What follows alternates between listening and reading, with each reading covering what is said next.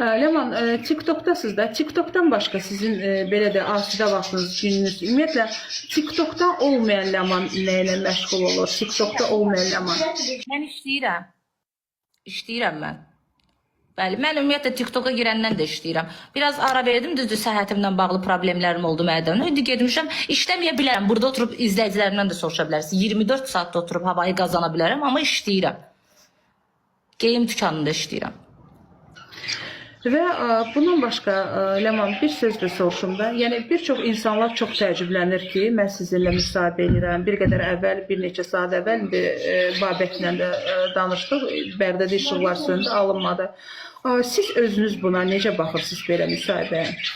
Doğrudanmı mən jurnalist olaraq, yəni biz yalnız və yalnız tanınmış insanlardan, yalnız və yalnız belə deyək də rəsmən hamının qəbul etdiyi insanlarla biz müsahibələr eləməliyik, yoxsa əslində İnsanlara niyə yuxarıdan aşağı baxmaq lazımdır ki? İnsanlar hamısı bir strukturada bir yerə də gedəcək də, yəni. Hamı o dünyaya gedəcək. Heç kəs nə Chanel-lə, nə Coco Chanel-lə, nə bilim Versace firması ilə kəfənə bürünüb getməyəcək. Hamı bir dənə ağa bürünəcək, gedəcək. Yəni istəyir müğənni olsun, istəyir mən olum. Yeri gəlsə mən hamda elə bir müğənni var ki, ondan da tanınmışam, ondan da məşhuram. Niyə də məndən götürməyəsən ki, yeri gəlsə? Nə var ki burada?